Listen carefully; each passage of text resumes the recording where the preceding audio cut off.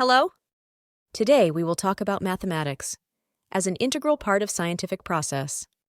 Biological method also involves the use of applied mathematics to solve biological problems.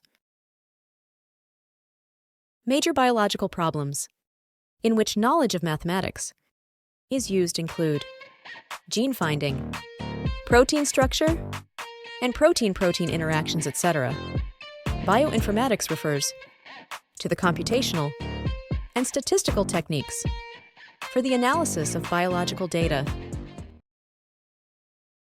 Here the term bio is short for biology, which is the scientific study of living organisms and their interactions with the environment. Informatics refers to the study and application of information technology and computer science to manage and process information. If you like this video, then subscribe this channel. Thank you.